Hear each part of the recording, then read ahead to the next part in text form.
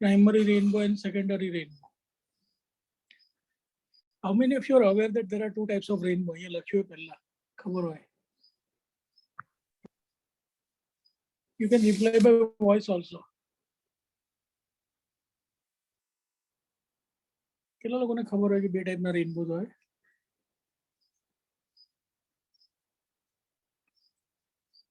Yes, chat में reply दो. Voice से भी रिप्लाई दे सकते हो. Very good, very good. As a student I did not know that. પછી મને જ્યારે ભણાવવાનું સ્ટાર્ટ કર્યું ત્યારે મને સમજ પડી. સ્ટુડન્ટ તરીકે ભણ્યો તો મને યાદ નહોતું કે બે ટાઈપના રેનબો હોય. તો જ્યારે ઓપ્ટિક્સ ભણાવવાનું સ્ટાર્ટ થયું ત્યારે સમજ પડી કે બે ટાઈપના રેનબો હોય, પ્રાઇમરી એન્ડ સેકન્ડરી. પછી એનાથી આગળ હજી બીજી થર્ડ ફોર્થ ટાઈપ આવી નથી. સારું છે. Yes.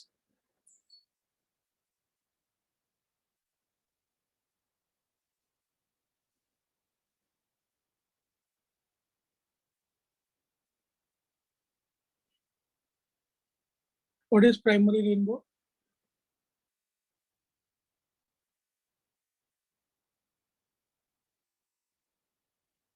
The observer sees a rainbow with red color on the top and violet color at the bottom. So that is primary rainbow. And mostly after rainbow જોઈએ ને, that is which rainbow? Primary rainbow. Red at the top, violet at the bottom. Red at the top and violet at the bottom, that is primary rainbow. Mostly આપણા ભાગે જોવામાં આવે, it is always primary rainbow only.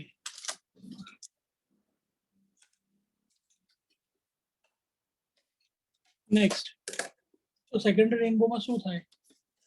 તો યાદ રાખવાનું, જે primary rainbow માં એના કરતાં ઊંધું હોય.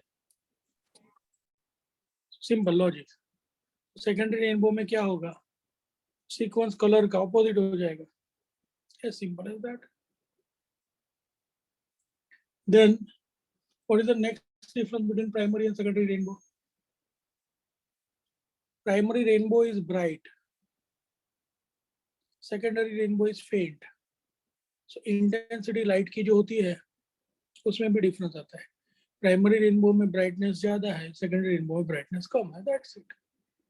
Third point.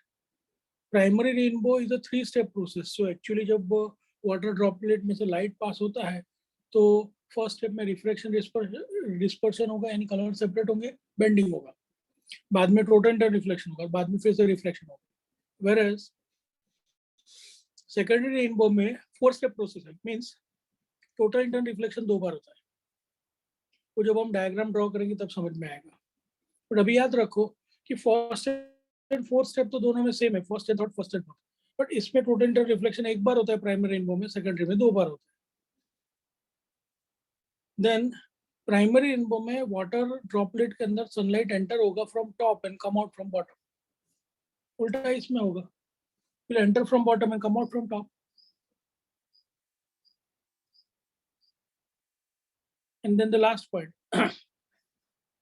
For observer on Earth's surface, angle made by red light is 42 degree, while that made by violet is 40 degree. So देखो first point and last point correlate होते हैं. So red color top पे दिखता है, क्यों? क्योंकि उसका angle 42 degree है. And violet color 40 डिग्री पे है, इसलिए उसका नीचे दिखाई देगा colour. So red color at the top, violet at the bottom, 42 degree, 40 degree, एनाबॉडी justify. Exactly in the same way secondary में देखो तो एंगल रेड का कम होगा, वायलेट का ज्यादा होगा. सो रेड का 50 डिग्री है, वायलेट का 53 डिग्री. सो अकॉर्डिंगली होता है. Go through the points. कुछ डाउट है तो पूछो, I will explain once again. Pencil आनी नहीं मरती એટલે થોડું ટાઈમ લાગે. 1 મિનિટ.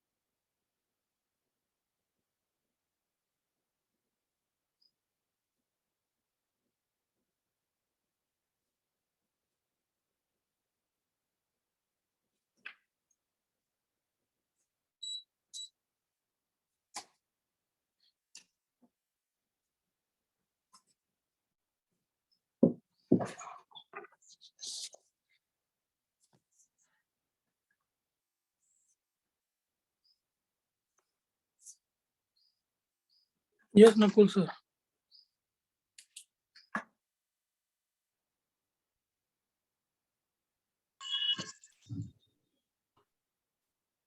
હા સર. પેન્સિલ નથી મળતી એટલે લખાતું નથી યાર. તો ટેક્સ્ટ બુક શેર કરું? એવું નહીં, કશું બી હશે તો મારાથી સ્ક્રિબલ જ નહીં થાય કશું. ઓકે, એનોટેડ નહીં થાય કશું. હા, એનોટેડ જ ના થાય. ઓકે.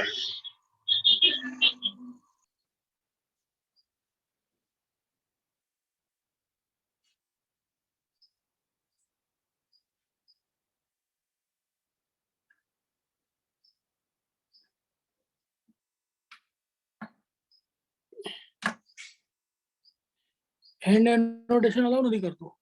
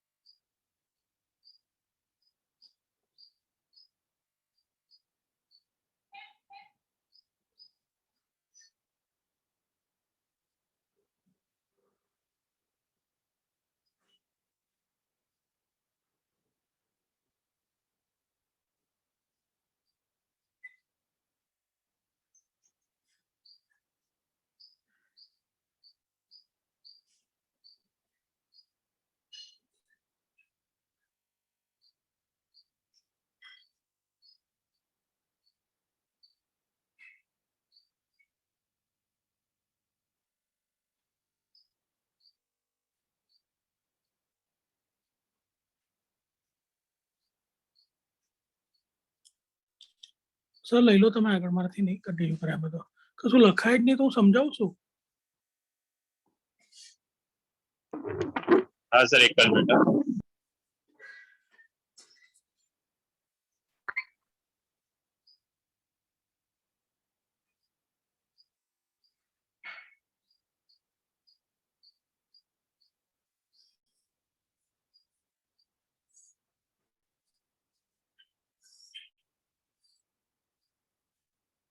यस अनंत, तेरा डाउट है पूछो. स्टूडेंट्स, आपके माइंड में जो भी डाउट है you ask it by the time other backup gets ready.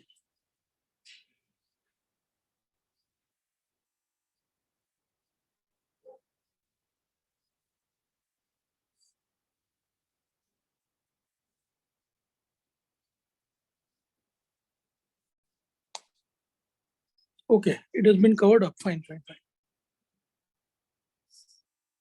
Anybody else having any doubt?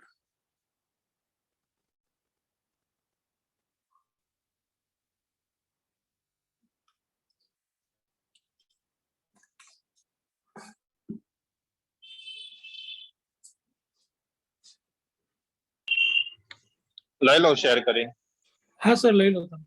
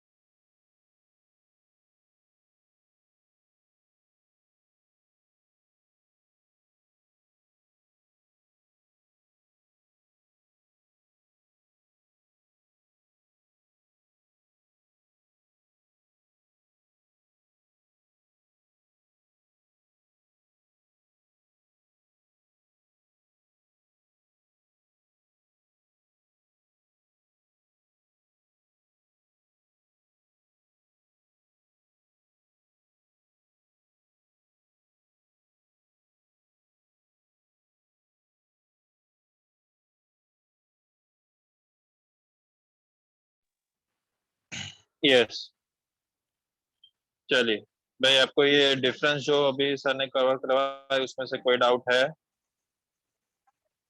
तो ये डायग्राम्स जो आपके टेक्स्ट बुक में ना, तो फिर वो मैं शेयर करके उसमें से समझा देता हूँ। इन पॉइंट्स में से आपको कोई डाउट?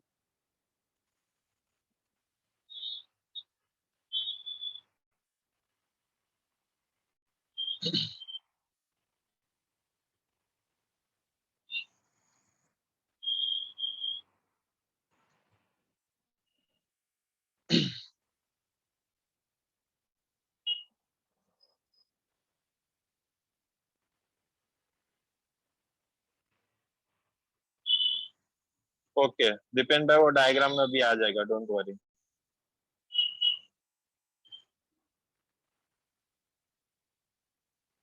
चलिए, तो एक काम करता हूँ, मैं टेक्स्ट बुक शेयर करके उसमें डायग्राम है वो आपको एक्सप्लेन कर देता हूँ।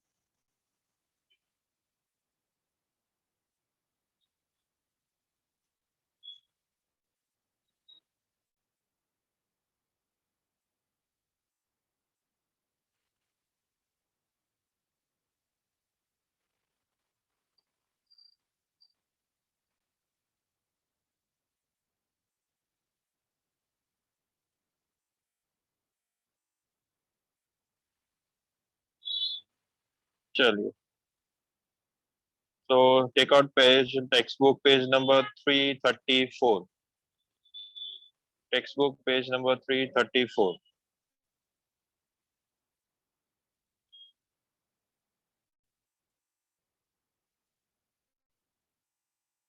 हो गया?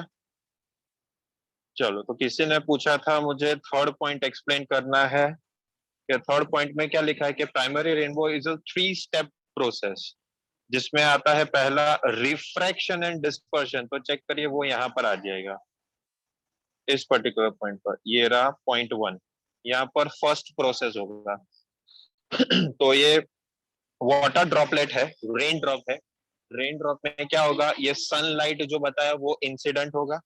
इंसिडेंट होके वो refraction process through medium change करेगा एयर से वाटर में। यहां पर आपका होगा प्रोसेस नंबर 1 रिफ्रैक्शन, और साथ ही साथ होगा डिस्पर्शन। व्हाइट लाइट से 7 कलर में स्प्लिट हुआ, लेकिन सबसे पहले ऊपर आ गया रेड और नीचे आ गया वायलेट। तो ये कौन सा रेनबो हुआ? ऊपर रेड नीचे वायलेट, कौन सा रेनबो होगा ये?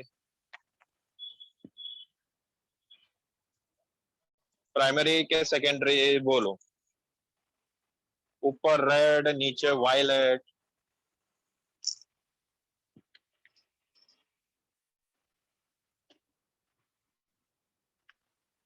Very good.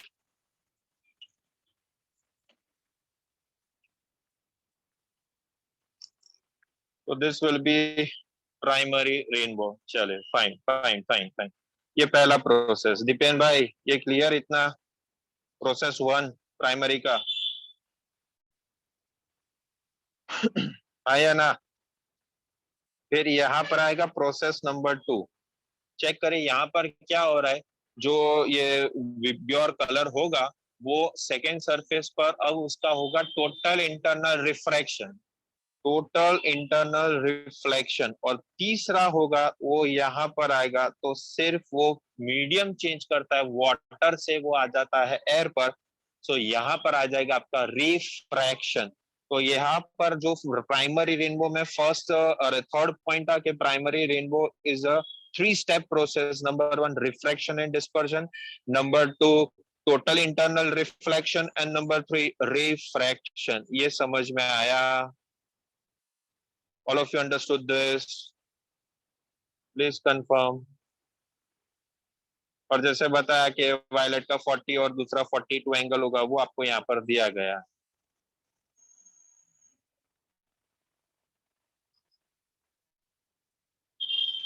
ये क्लियर आपको? फिर आप देखिए सेकेंडरी रेनबो, ये यहाँ पर डायग्राम दिया है। सेकेंडरी रेनबो में जो थर्ड पॉइंट है वो आप समझो पहले हो जाएगा फिर से रिफ्रैक्शन एंड डिस्पर्जन।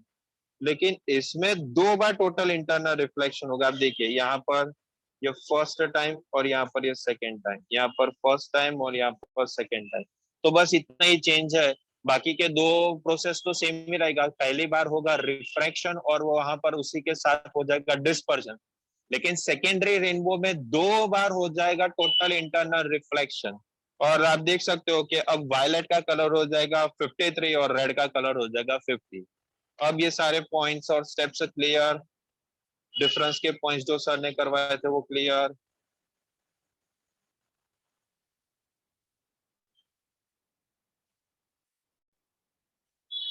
सेकेंडरी में क्या होगा, सनलाइट एंटर होगा बॉटम से और स्प्लिटिंग हो जाएगा टॉप से, जबकि प्राइमरी में सनलाइट एंटर होगा टॉप से और स्प्लिटिंग हो जाएगा बॉटम से।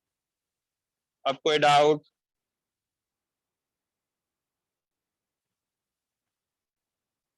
मैं पॉइंट्स शेयर कर देता हूँ फिर से, चेक कर लो, आप उस पॉइंट्स में डाउट है तो पूछो।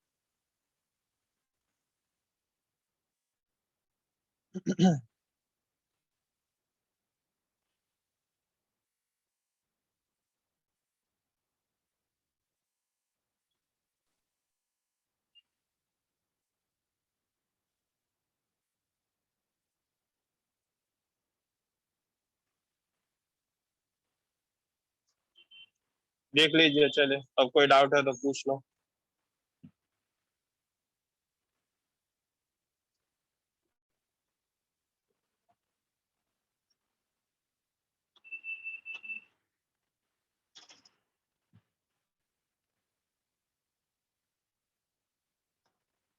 कंफर्म करो क्लियर है सारे पॉइंट्स।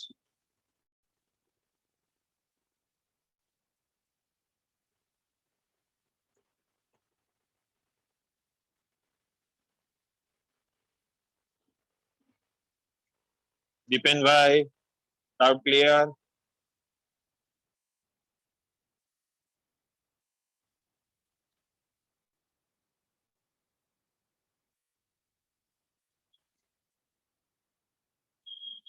दैट्स गुड, चलो fine sir, thank you sir.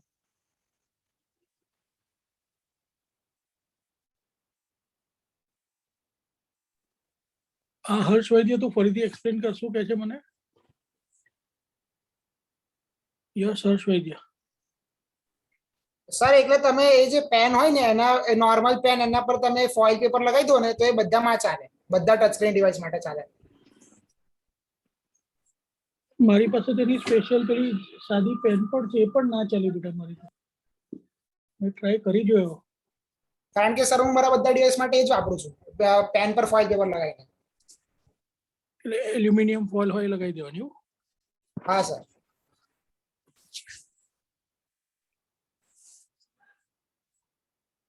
એક જ મિનિટ, મારી પાસે છે એનું રાઇટિંગ સ્ટાઇલસ બી છે.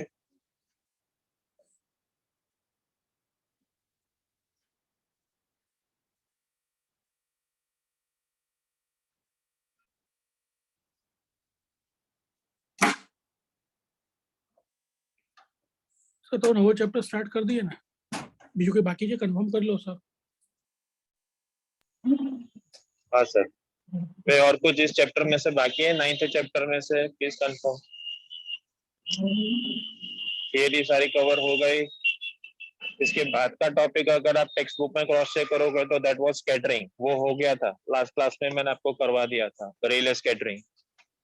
और कुछ बाकी है कि नहीं, चेक कर लो।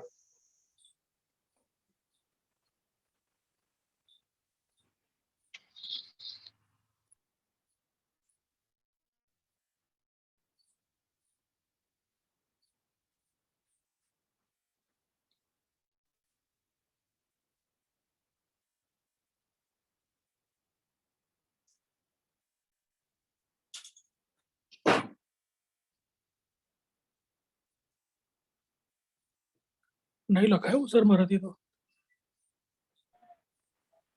वांदो नहीं,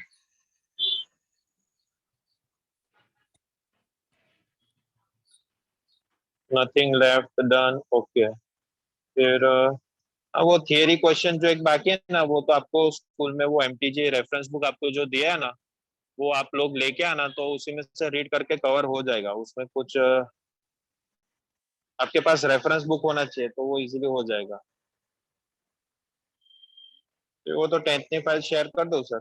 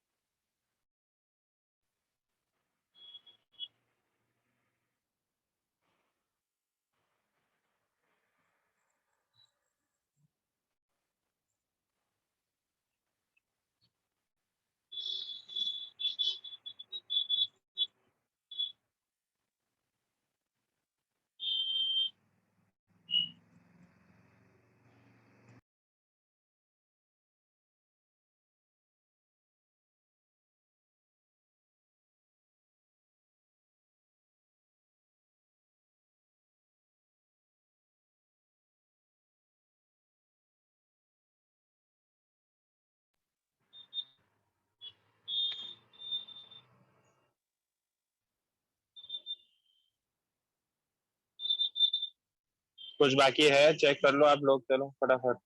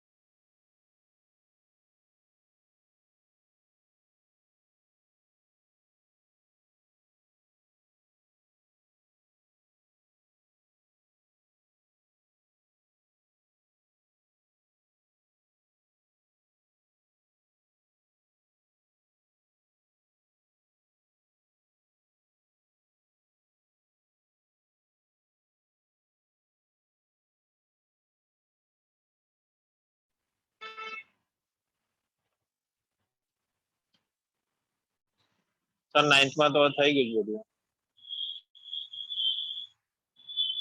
તો ભાઈ સર 10th નું શેર કરીને તમે સ્ટાર્ટ કરો। આજે મારાથી લખાશે નહીં તો હું સમજાવું કે ત્યાર પછી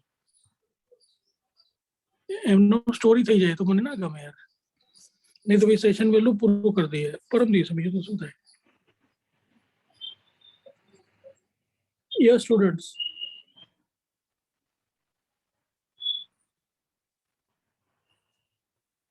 we start the next chapter. It's very simple initial topic, but કશું લખાય નહીં તો સમજાવવાનું કે રીતે સર? હું લઈ લઉં, ચલો ને।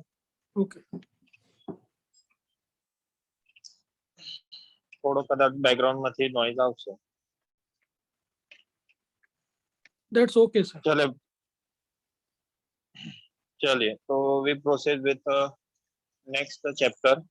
9th चैप्टर जो आपने पढ़ा that was ray optics. Now we deal with wave optics. Will start with the definition part first of all. तो एक वॉलंटियर है रीड करने के लिए, स्टार्टिंग का पोर्शन रीड करने के लिए कोई वॉलंटियर है?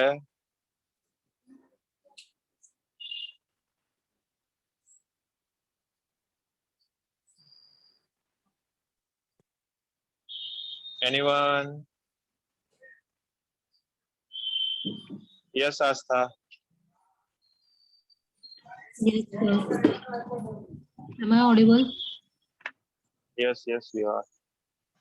Wave optics, branch of optics in which wave nature of light is used for optical phenomena like interference, diffraction, and polarization. Okay.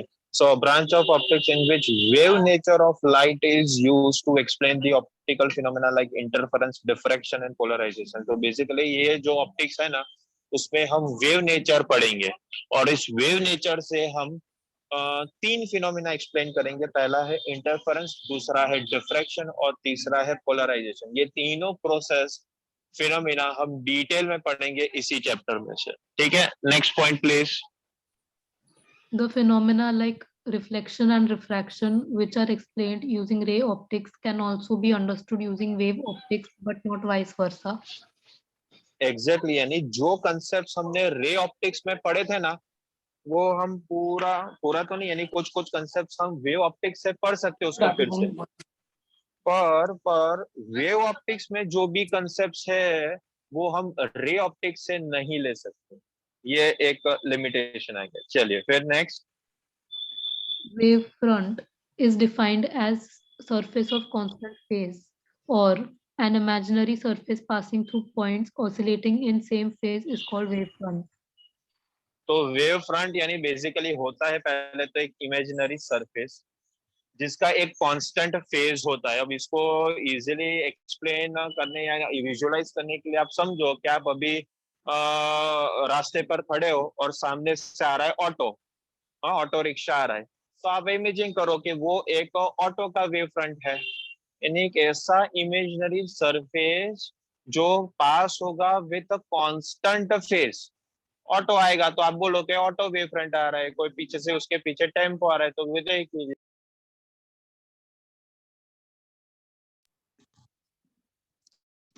So it is an imaginary surface जिसका कुछ constant phase होगा। That's it. फिर आगे There are three types of wavefront: spherical, cylindrical, plane. Wave originating from point-like source and traveling in isotropic medium gives spherical wavefront. So there are three types of wavefront. First is spherical, second is cylindrical और तीसरा है plane. ये क्या है तीनों types के wavefront कैसे होते हैं वो अब नेक्स्ट डिटेल में आगे आएगा. Yes, first Wave originating from point-like source and traveling in isotropic medium gives spherical wavefront.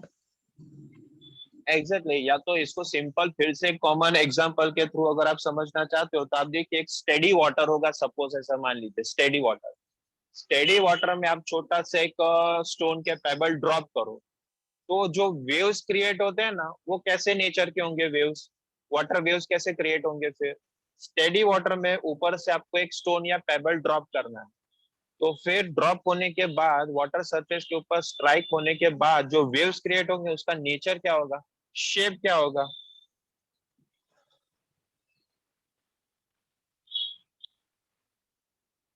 Yes,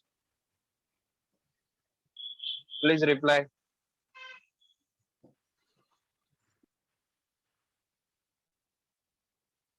exactly circular. बड़ा तो इसी तरह से अगर आपके पास कोई सोर्स है और उसमें भी कौन सा सोर्स होना चाहिए आपके पास, पॉइंट लाइक सोर्स.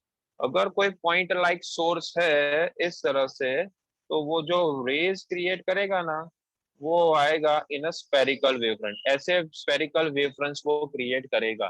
पर उसके लिए आपके पास कंडीशन ये है कि सोर्स कौन सा होना चाहिए, आपके पास पॉइंट लाइक सोर्स होना चाहिए. ठीक है, चलिए फिर Wave origin एक मिनट आस्था. साहिल को क्या क्वेश्चन पूछना है बोलो.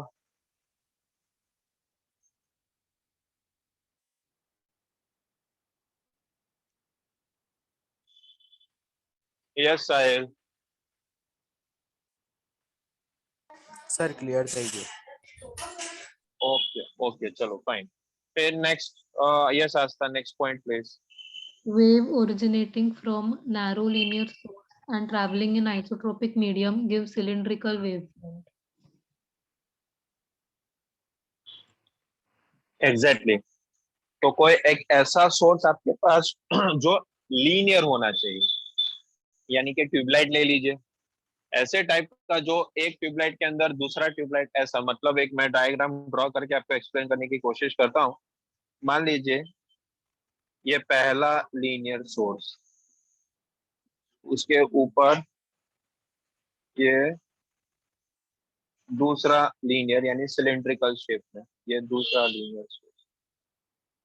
बराबर ऐसे एक के ऊपर एक को एक्चुअली अगर आप सिलेंड्रिकल शेप्स में वेवफ्रंट सपोज करो तो वो हमें किस सोर्स से मिलेगा, तो वो हमें मिलेगा नैरो लीनियर सोर्स थ्रू मिलेगा. ठीक है, तो यहाँ पर दो बातें आपको पता चल जानी चाहिए कि if we want a spherical wavefront तो the source should be point like.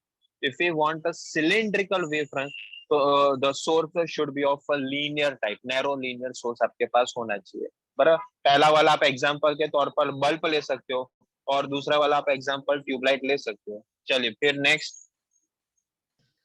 At a large distance from the source, point-like or narrow linear, a small portion of the sphere cylinder can be considered as a plane and we get plane wavefront.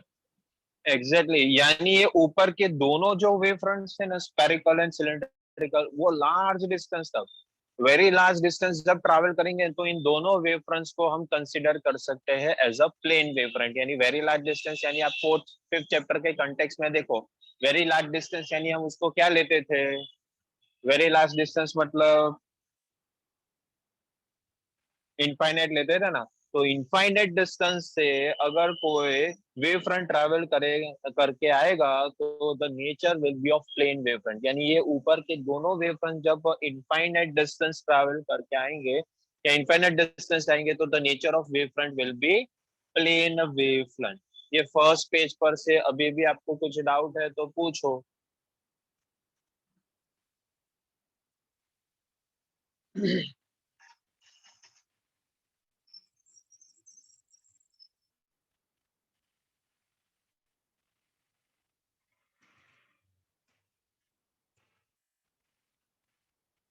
No doubt.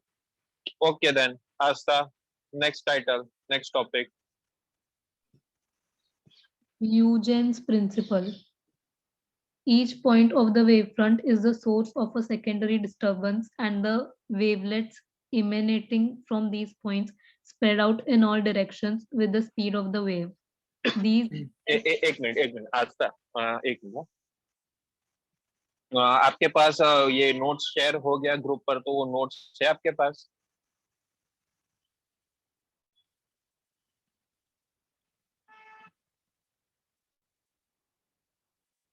तो उसमें से read करो, तो मैं diagram आपको explain कर देता हूँ। चलिए, यस, अब आप रीड करो।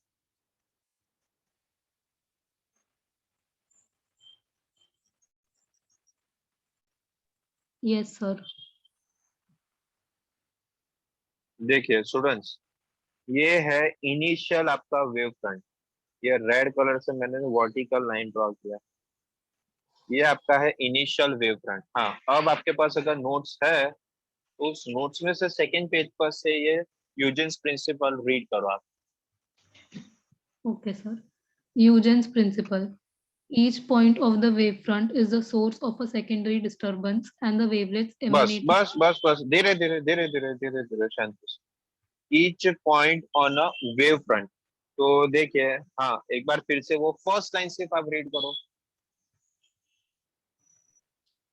Each point of the wavefront is the फिर आगे, source of a secondary disturbance.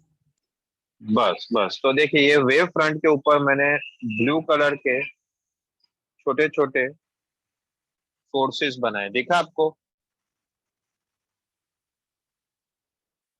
अब ये छोटे छोटे सोर्सेस जो है वो स्पेरिकल वेवलेट्स क्रिएट करेंगे। ये पहला वेव, ये दूसरा स्पेरिकल वेवलेट, ये तीसरा, ये चौथा और पांचवा। हर एक ये ब्लू कलर के सोर्स से, जो ये सोर्स कहाँ पर था? वेव फ्रंट के ऊपर। हर एक वेव फ्रंट के अंदर ये ऐसे सोर्सेज होते हैं, पॉइंट टाइप सोर्सेज, और वो सोर्सेज प्रोड्यूस करेंगे स्पेरिकल वेवलेंथ्स। बराबर। फिर आगे, And the wavelets emanating from these points spread out in all directions with the speed of the wave. यानी जिस स्पीड से वेव फ्रंट ट्रैवल करेगा उसी स्पीड से इस सेकेंडरी सोर्स से ये जो वेवलेट्स एमिट होते हैं वो भी उतनी ही स्पीड से ट्रैवल करेंगे। Next, These wavelets emanating from the wavefront are usually referred to as secondary wavelets.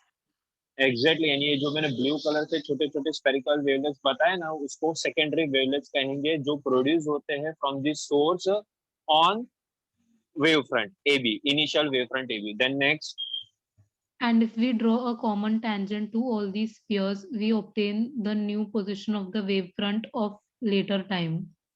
Exactly, यानी अब देखिए ये क्या किया मैंने, पहला ब्लू कलर का जो वेवलेट था ना, सेकेंडरी वेवलेट, उससे मैंने एक टेंजेंट ड्रॉ किया ग्रीन कलर से। दूसरे से मैंने टेंजेंट ड्रॉ किया, तीसरे से मैंने टेंजेंट किया, फोर्थ से मैंने टेंजेंट ड्रॉ किया, फिफ्थ से मैंने टेंजेंट किया। तो अब क्या करूंगा, इन सारे टेंजेंट्स को मैं एक लाइन में ड्रॉ कर दूंगा। अरे तो ये मुझे क्या मिला? ये मुझे कुछ टाइम टी के बाद मुझे नया प्लेन वेव फ्रंट मिला। समझ में आया आपको कि ये वेव फ्रंट AB से मैंने अभी लिया है, मान लीजिए A' B', तो पता चला AB प्लेन वेव फ्रंट से A' B' नया वेव फ्रंट हमें कैसे मिला? AB वेव फ्रंट पर होते हैं छोटे छोटे सोर्सेज, ब्लू कलर के डॉट मैंने ड्रॉ किए, वो प्रोड्यूस करेंगे सेकेंडरी वेवलेट्स। हर एक स्पेरिकल वेवलेट से आप टेंजेंट ड्रॉ करो और हर एक टेंजेंट को आप ड्रॉ ज्वाइंट कर दो ना, तो आपको मिलेगा कुछ टाइम T के बाद नया वेव फ्रंट। ये क्लियर हुआ आपको?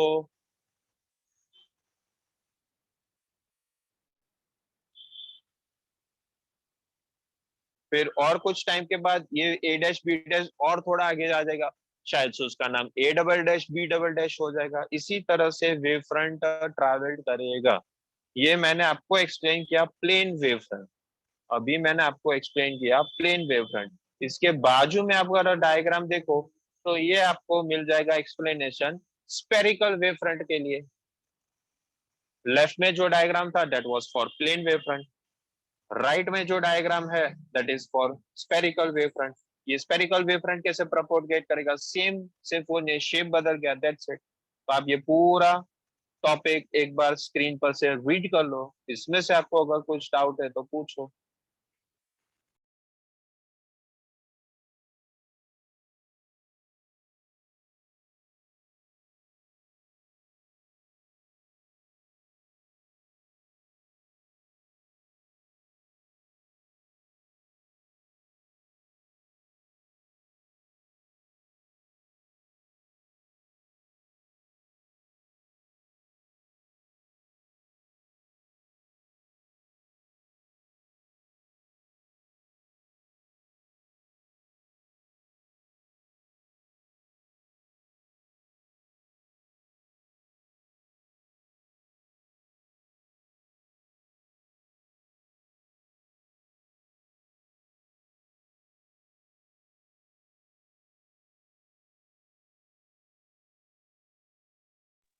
कोई डाउट है आपको, ह्यूजेंस प्रिंसिपल में से कोई डाउट?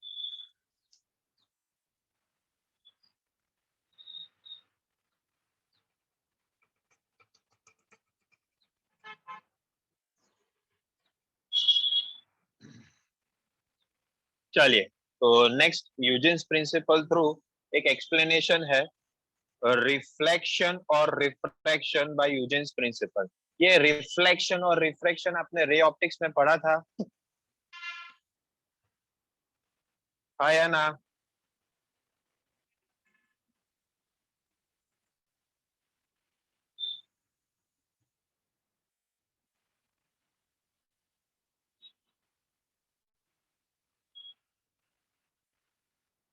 हाँ, तो अभी मैंने फर्स्ट पेज पर जो आपको पॉइंट बताया था ना कि रे ऑप्टिक्स के कुछ फिनोमेना आप एक्सप्लेन कर सकते हो bye taking the help of wave optics, तो वही अभी हम देख रहे हैं।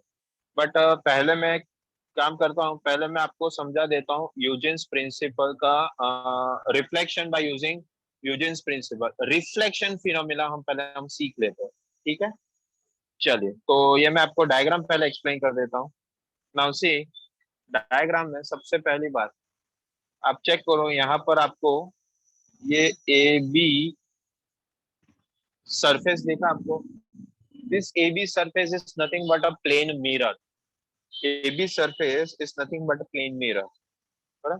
दूसरी इंपॉर्टेंट बात, अगर ये एक रे है, रे वन, ये है दूसरा वेव टू, तो इस दोनों वेव से जो प्लेन होगा ना, मान लीजिए ये दो ब्लू कलर के मैंने बनाए हैं प्लेन वेव फ्रंट, तो एक बात आपको ये समझ में आ जानी चाहिए कि वेव फ्रंट रे से हमेशा होगा perpendicular. Wave front and ray are always perpendicular to each other, बराबर है? ये पॉइंट आपको समझ में आना चाहिए, याद रखना है आपको। अब देखिए डायग्राम आप समझो। सो ये है, जस्ट मिनट, रे वन, ये है रे टू। मान लीजिए रे वन है और ये रे टू है, बराबर? रे वन एंड रे टू दोनों ट्रैवल कर रहे अभी ईटा मीडियम में, यानी कि एयर, मान लीजिए अभी के लिए एयर है, तो ये एयर में ट्रैवल कर रहे दोनों रे वन एंड टू, बराबर? अब मैं ले रहा हूं रे टू का ये पॉइंट बी, यहाँ पर है बी, जबकि रे वन का कोई पार्टिकल जो होगा ना वो अभी है पॉइंट टू पर, बराबर? तो आप देखिए कि बी से क्यू में अगर एक लाइन ड्रॉ कर लेता हूँ ना, तो that is basically wave front, बराबर? कैसे पता चला? तो देखो ना, क्या ये B Q wave front one और टू रेज से परपेंडिकुलर है? तो आंसर इज यस। तो ये जो रेड कलर से मैंने ड्रॉ किया ना, that is a plane wave front. Now this plane wave front is incident on A B surface, this plane wave front is incident on A B surface. अब इस wave front को हमें करना है रिफ्लेक्ट, बराबर? मैं ओरिएंटेशन चेंज कर देता हूँ। अब शायद से थोड़ा इजी रहेगा। देखिए, तो ये आपका था रे 1 और ये था रे 2, बराबर। और उन दोनों रे से परपेंडिकुलर था ये आपका ray front, plane wave front, plane wave. अब होगा क्या कि इस वेव फ्रंट का जो ये पी पॉइंट है वो तो मिरर को टच हो गया, और ये पहला वेव फ्रंट है, वहां पर क्यू पॉइंट जो है वेव फ्रंट का क्यू पॉइंट, वो तो अभी भी इंसिडेंट हो रहा है, यानी वो मिरर के अभी दूर है मिरर से। तो पी पॉइंट मिरर को टच हो चुका है और क्यू पॉइंट अभी भी थोड़े डिस्टेंस से दूर है मिरर से इंसिडेंट होने के लिए। इतना पॉइंट क्लियर हो आपको? सेकेंड रे पर जो पी पॉइंट है वो मिरर से टच हो चुका है, अरे पर फर्स्ट रे का जो पार्टिकल है क्यू, वो तो अभी कुछ डिस्टेंस दूर है मिरर से इंसिडेंट होने के लिए या मिरर के कांटेक्ट में आने से। ठीक है, ये क्लियर आपको? चलो, तो अब हम रे 1 पर फोकस करेंगे, आपका फोकस रे 1 पर होना चाहिए। अब रे 1 का जो क्यू पॉइंट है वो क्यू से आएगा एस की तरफ, वो कुछ डिस्टेंस ट्रैवल करेगा, लेकिन कितना डिस्टेंस? तो वो डिस्टेंस ट्रैवल करेगा v इंटू डेल्टा टी, क्योंकि q से s आने के लिए जो टाइम इंटरवल है ना, that is delta T, time लगता है उसको डेल्टा टी, और वो ट्रैवल करेगा विद स्पीड v। तो स्पीड इंटू टाइम हो जाएगा डिस्टेंस, स्पीड इंटू टाइम हो जाएगा डिस्टेंस। तो जब पार्टिकल ने रे 1 का पार्टिकल रे 1 का पार्टिकल ने q से s तक डिस्टेंस ट्रैवल्ड किया, and that distance is what? That distance is given as v into delta t. That distance is v into delta t. तो तब तक रे 2 का पार्टिकल क्या करेगा? रेस्ट थोड़ी करेगा, वो भी ट्रैवल करेगा, पर अब वो रिफ्लेक्ट हो जाएगा। तो देखिए, आप फोकस करिए, अब मैं कलर चेंज कर दे रहा हूँ और येलो कलर ले रहा हूँ। तो रे 2 का जो पार्टिकल था अब वो पहुंच जाएगा पी से क्यू आर की तरफ, पी से आर की तरफ रिफ्लेक्ट होके वो चला जाएगा पी से आर के। कितना डिस्टेंस ट्रैवल करेगा भाई वो? अरे वो भी डिस्टेंस ट्रैवल करेगा v इंटू डेल्टा टी, क्योंकि दोनों टाइम सेम है, बराबर। मीडियम फिक्स है, एयर ही है, मीडियम फिक्स है यानी स्पीड भी फिक्स रहेगा। तो बात आपको ये समझ में आनी चाहिए कि जितने टाइम में रे 1 पर जो पार्टिकल था वो क्यू से एस गया, तो उतने ही टाइम में रे 2 का जो पार्टिकल था वो पी से आर गया। ये सेकेंड पॉइंट आपको क्लियर हुआ?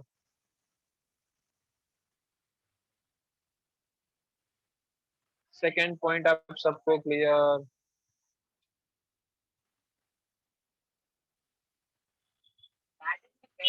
Please confirm. जितने टाइम में रे 1 का पार्टिकल क्यू से एस जाता है, उतने ही टाइम में रे 2 का पार्टिकल जाएगा पी से आर रिफ्लेक्ट होके, और डिस्टेंस ट्रैवल सेम होगा, क्योंकि टाइम तो सेम ही है और मीडियम सेम होने की वजह से स्पीड भी सेम होगा, तो स्पीड इंटू टाइम का प्रोडक्ट डिस्टेंस भी होगा सेम, बराबर है।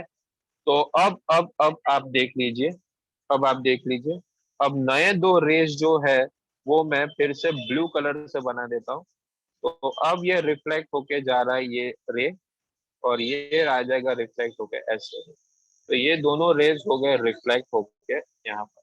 अब फिर से दोनों रेस से परपेंडिकुलर क्या आ जाएगा? Wave front. तो ये आपका आ गया नया वेव फ्रंट। मैं कलर चेंज कर देता हूँ बाय द वे, मैं कलर ले लेता हूँ, मान लीजिए ब्लैक कलर। तो ब्लैक कलर से ये आपका आ गया नया वेव फ्रंट। तो रेड कलर का था वेव फ्रंट जो इंसिडेंट हुआ था, तो that incident wave front is making an angle of incidence I with respect to surface AB. Then this red incident wave front is reflected from AB surface, और black colour का wave front बनाएगा angle of reflection R। ये third point था। पहला point क्या था? पहला point था कि ray is perpendicular to wave front. उसी के साथ पहले पॉइंट में ये आपको समझना है कि रे टू का पार्टिकल जो था वो पी पर पहुंच गया था, तब तक रे वन का पार्टिकल क्यू पर था। दूसरा पॉइंट ये था कि जितने टाइम में रे वन का पार्टिकल क्यू से एस जाएगा, उतने ही टाइम में रे टू का पार्टिकल पी से आर रिफ्लेक्ट होके चला जाएगा, लेकिन डिस्टेंस ट्रैवल करेगा दोनों सेम, क्योंकि टाइम भी सेम है और स्पीड भी सेम है।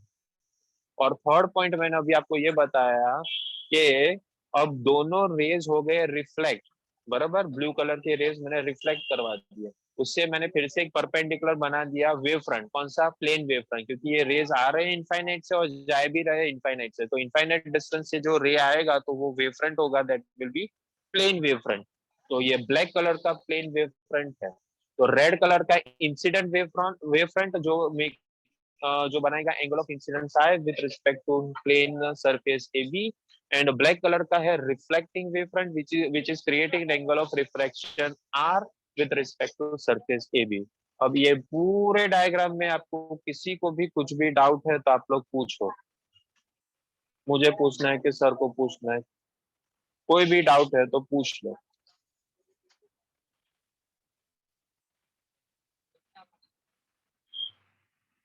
PQ क्या है? तो PQ है refracted wave front, incident wave front. PQ is incident wave front और RS is refracted wave front.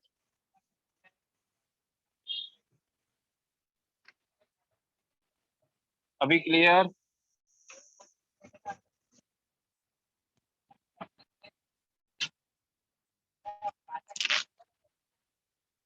Clear. तो चलिए, तो फिर अनंत भाई अनम्यूट योरसेल्फ और इतना पोर्शन रीड करके दे दो मुझे step wise. Hello, sir.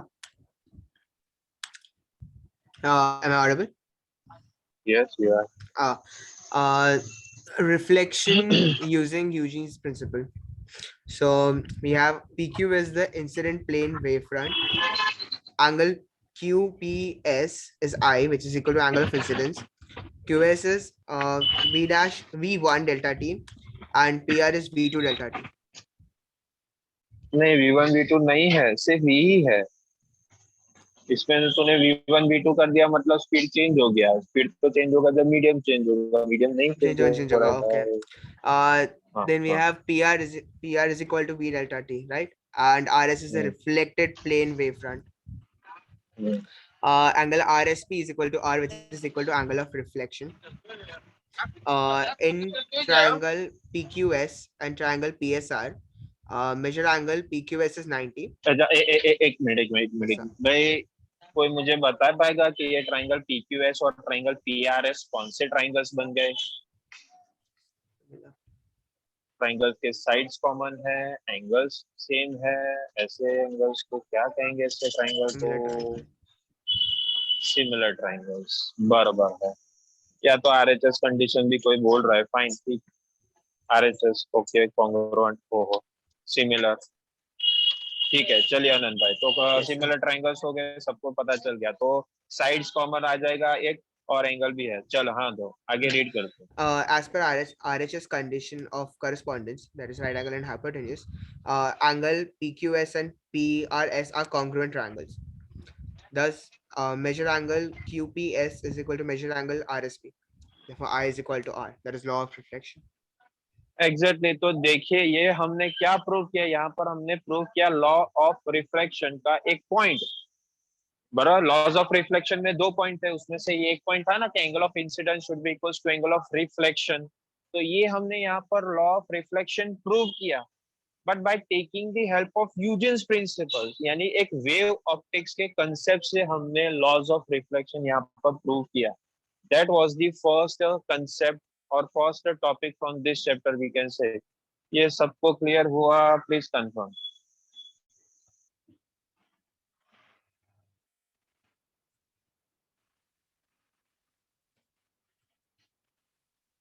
Yes और नो?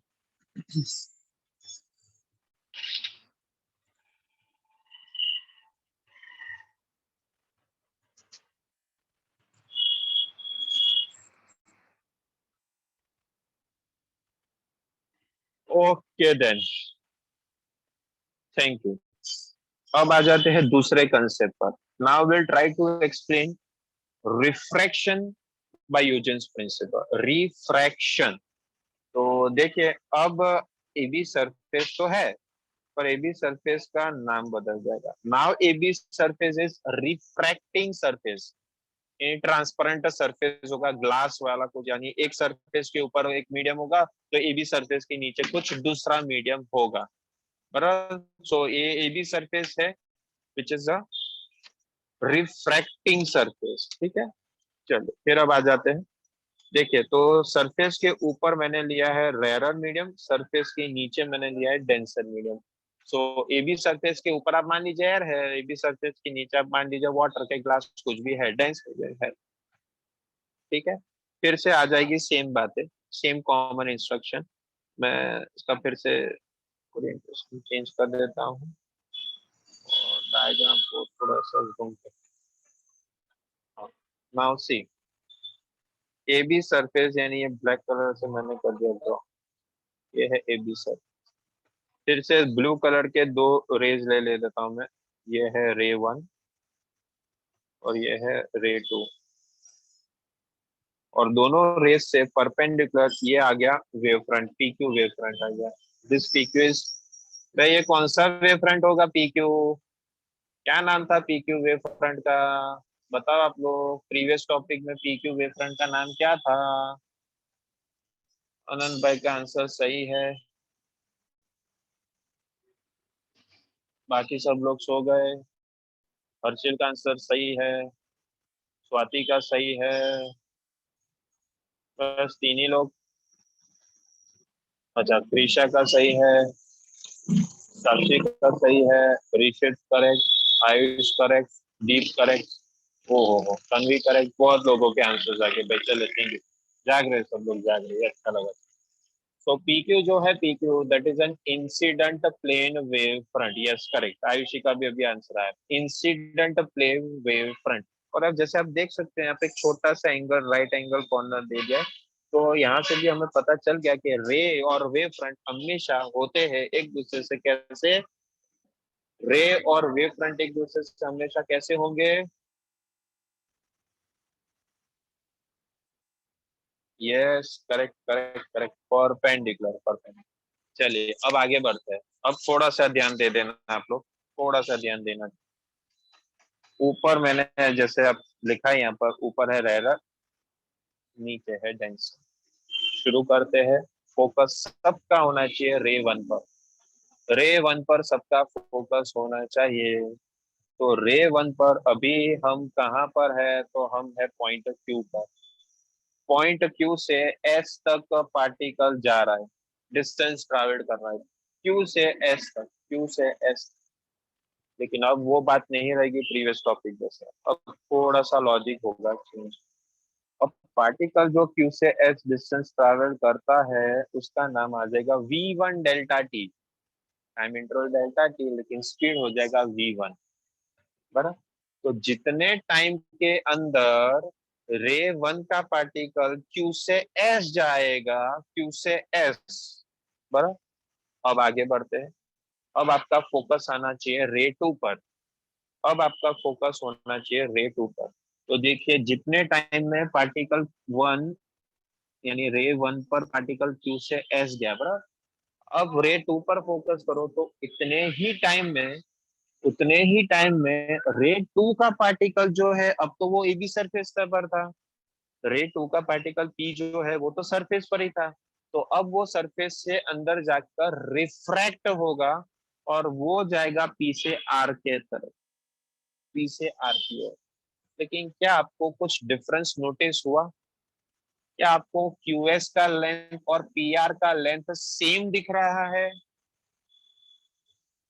क्या आपको क्यूएस का लेंथ और पीआर का लेंथ सेम दिख रहा है? कोई बोल रहा है यस, कोई बोल रहा है नो। बे यार ये क्या है?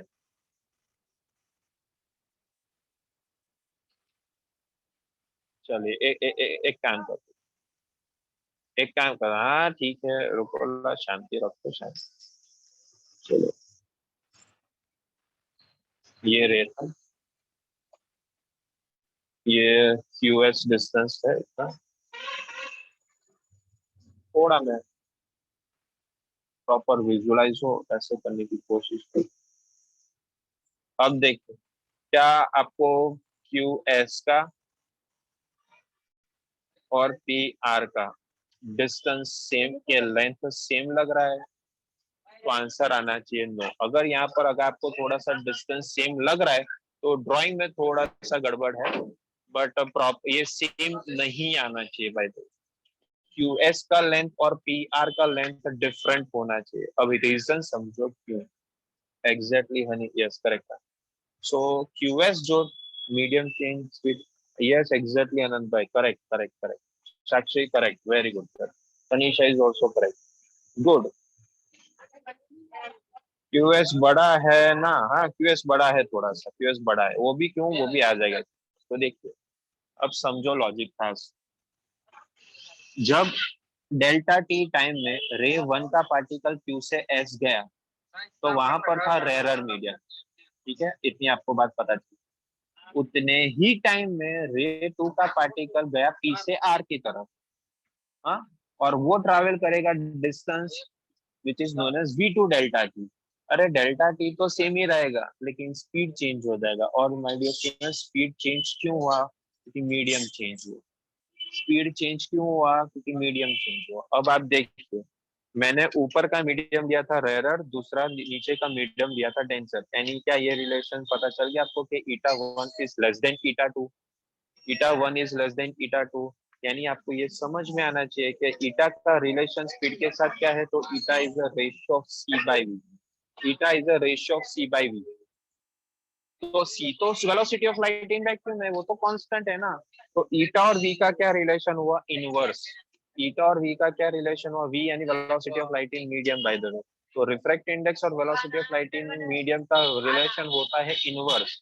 तो if 𝜂1 is less than 𝜂2, can I say V1 is greater than V2? Can I say V1 is greater than V2? बोलो हाँ या ना? Yes or no? Yes or no? If 𝜂1 is less than 𝜂2, then V1 is greater than V2. Yes or no? Yes. तो V particle medium 1 में speed ज्यादा है यानी ज्यादा डिस्टेंस ट्रैवल करेगा, और मीडियम 2 में डेंसर मीडियम होने की वजह से उसका स्पीड कम है तो वो कम डिस्टेंस ट्रैवल करेगा भी। इसीलिए मैंने QS का जो लेंथ है वो बड़ा बनाया था और PR का जो लेंथ है वो छोटा बनाया था। ये अब रीजन क्लियर हुआ आपको? ये रीजन आपको क्लियर हुआ? Please confirm it.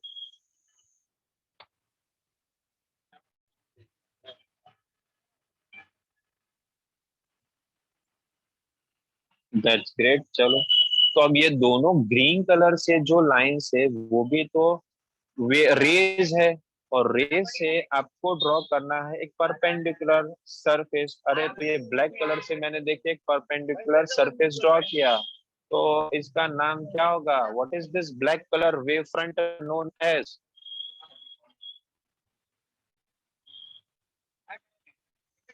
This black colour wave front is known as what? This black color wavefront is known as refracted wavefront. Refracted wavefront, क्योंकि अब इसका मीडियम चेंज हो गया। मीडियम चेंज होगा तो जो नया वेव फ्रंट बनेगा उसका नाम रिफ्रैक्टेड वेव फ्रंट। तो अब आप नोटिस करो कि रिफ्रैक्टेड वेव फ्रंट ने सरफेस से जो एंगल बनाया that is angle of refraction R, और इंसिडेंट वेव फ्रंट PQ जो था उसने जो AB सरफेस से एंगल बनाया that is angle of incidence I। बराबर। अब यहाँ तक का एक्सप्लेनेशन मेरा हुआ खत्म। इसने एक्सप्लेनेशन में आपको जो भी डाउट है वो आप पूछो। इस एक्सप्लेनेशन में जो भी डाउट है, डायग्राम का एक्सप्लेनेशन हो गया खत्म। अब आपको जो कुछ डाउट है तो आप लोग पूछ सकते हो, मुझे पूछो, सर को पूछो।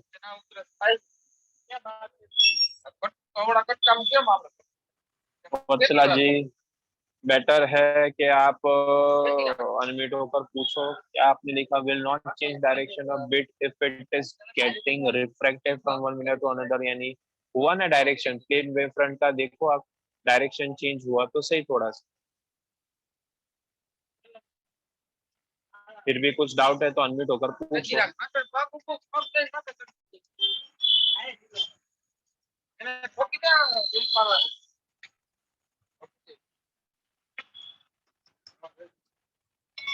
चलिए, आस्था है, हितार्थ है, इन सभी लोगों ने रिक्वेस्ट किया है to explain it once more. ठीक है, तो कर देता हूँ मैं। तो अभी पॉइंट टू पॉइंट में कंफर्मेशन मांगूंगा आप लोगों से, तो आप लोग कंफर्म करना, स्पेशली जिनको नहीं समझ में आया वो लोग। चलिए, तो ये है रे 1 और ये है रे 2। रे 1 का पार्टिकल ऊपर है और रे 2 का पार्टिकल पी पर है, तो वहां से आप ड्रॉ कर दो नॉर्मल। भाई ये क्लियर?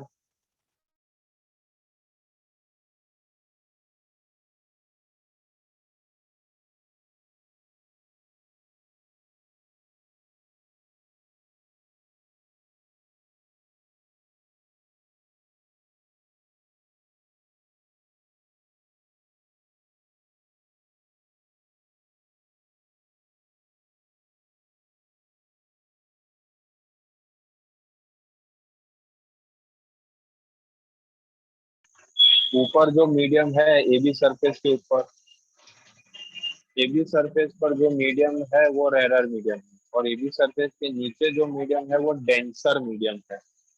रेरर मीडियम और डेंसर मीडियम।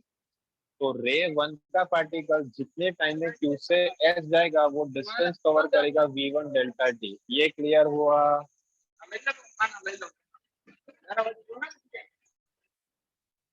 ये क्लियर हुआ? तो ये मीडियम 1 में डिस्टेंस ट्रैवल करेगा रे 1 का पार्टिकल, मीडियम 1 में।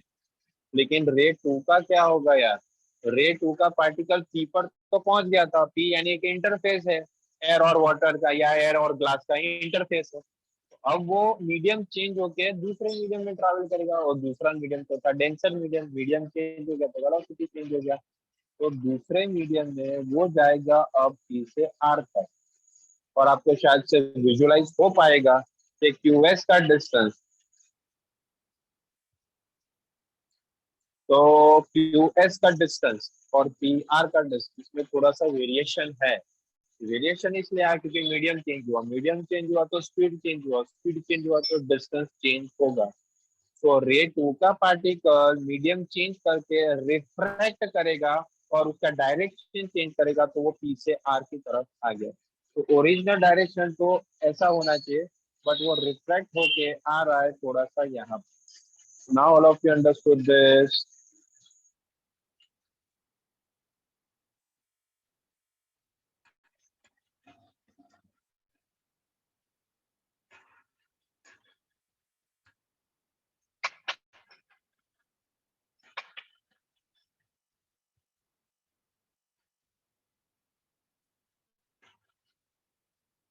चलिए, हाँ, तो आगे बढ़ते हैं।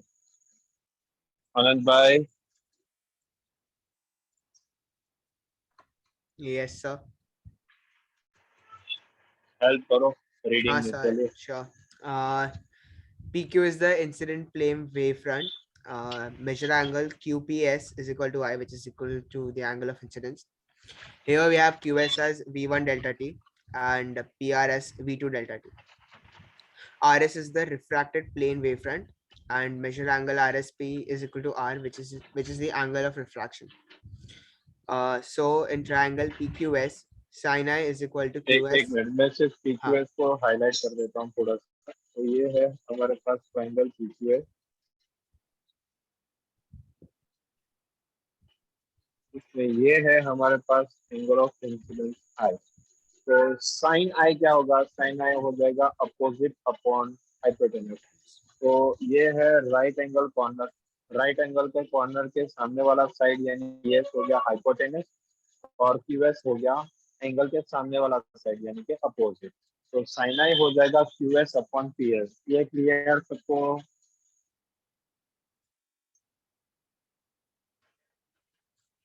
यस और नो?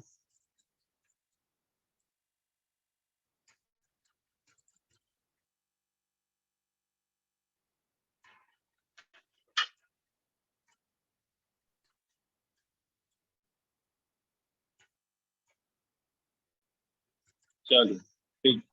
तो अब दूसरे ट्राइंगल पर फोकस करो जो रेड कलर से मैं ड्रॉ कर रहा हूँ। और वो आ गया ये ट्राइंगल,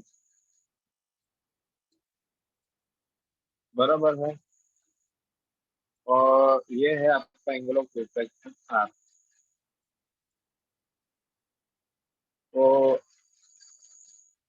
पी आर हो जाएगा एंगल के सामने वाला साइड अपोजिट, और ये पी एस हो जाएगा फिर से आपका हाइपोटेन्यूज। तो साइन आर हो जाएगा फिर से अपोजिट अपॉन हाइपोटेन्यूज यानी P R by P S.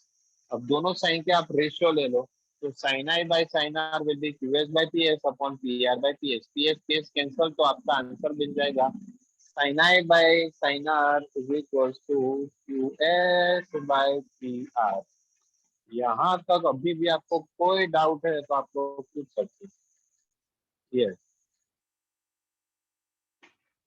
Any doubt till this point? Please.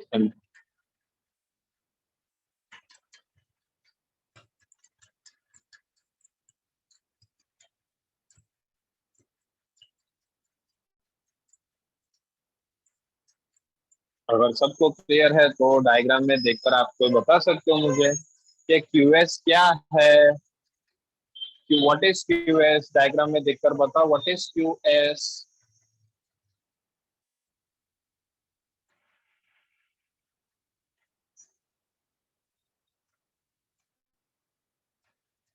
Very good. QS is, yes Preet भाई, वही हम आ रहे हैं आगे, वही हम आ जाएंगे अभी थोड़ी देर में, आप देखिए। चलो गुड गुड, इतना पार्टिसिपेट कर रहे हो तो थैंक यू। तो अभी हमने डिराइव किया कि sine I by sine R is Q S by P R. But what is Q S? Given delta T.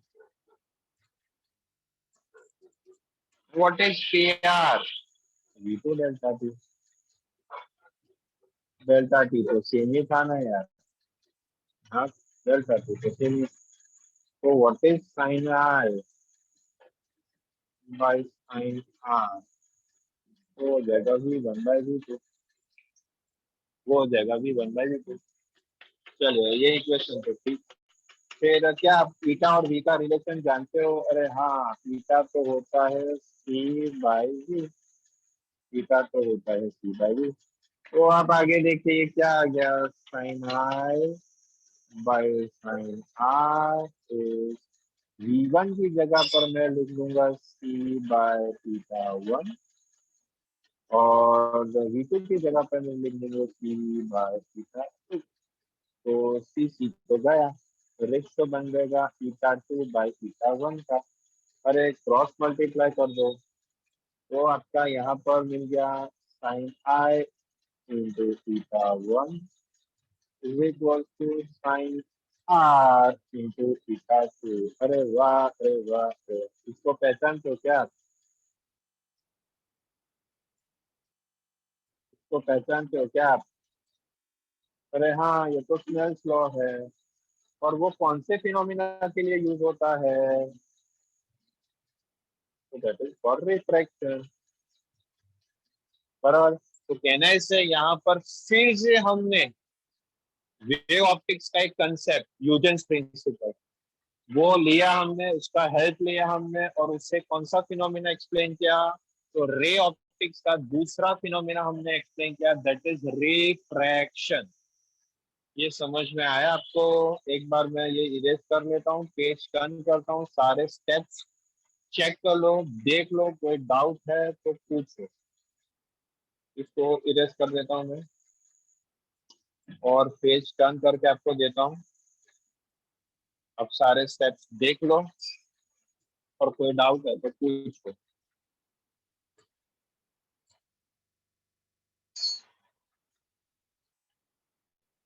बहुत सारे लोगों ने आंसर दे दिया, very good.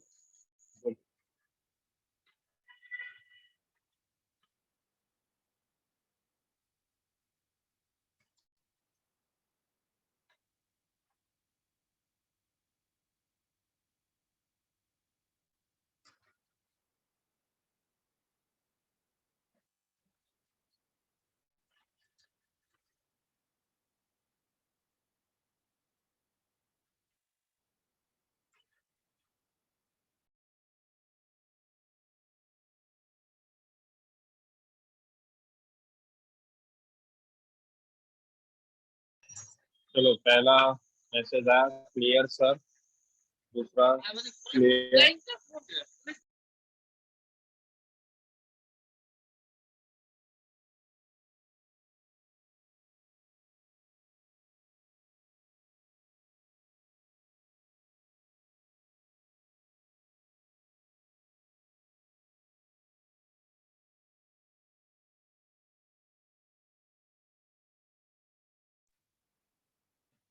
Okay, many of you give the reply, clear है, clear, fine.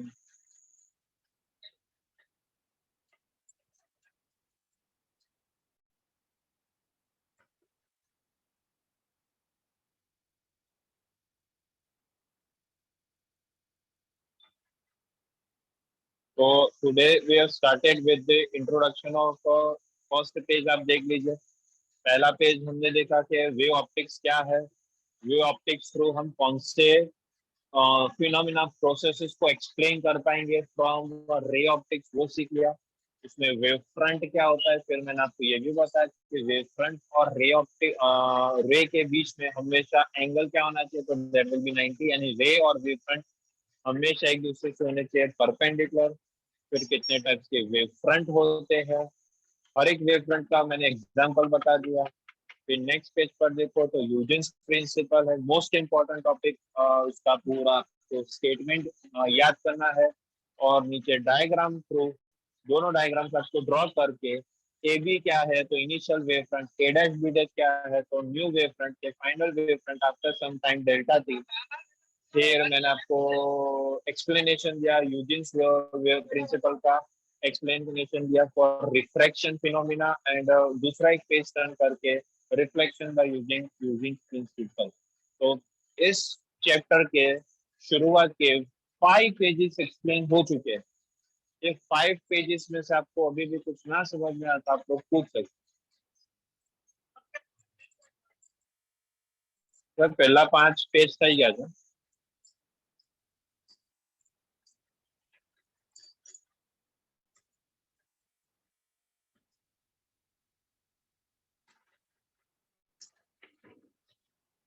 देख लीजिए, आज के टॉपिक्स में से कुछ भी डाउट है तो आप लोग पूछो।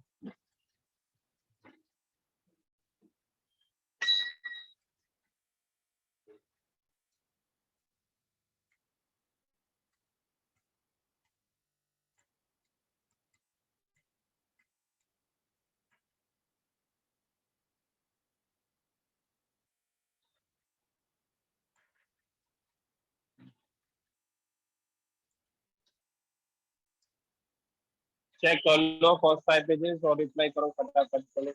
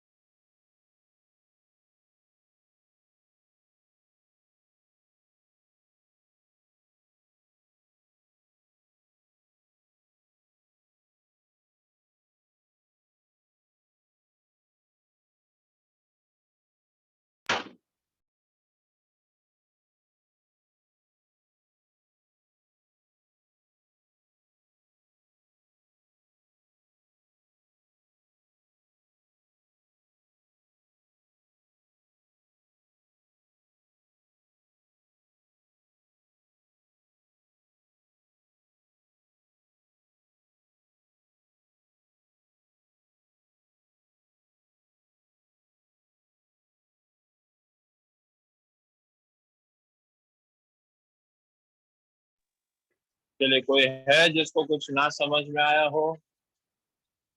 एनीवन? कोई भी पार्ट एक्सप्लेनेशन में डाउट है? क्लियर रिप्लाई सबसे पहला अभी मुझे।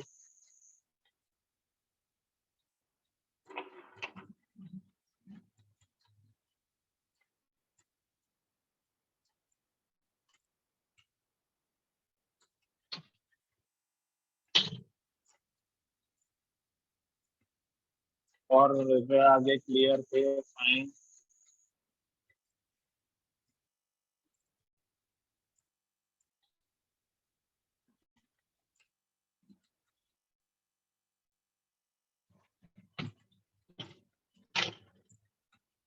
गुड।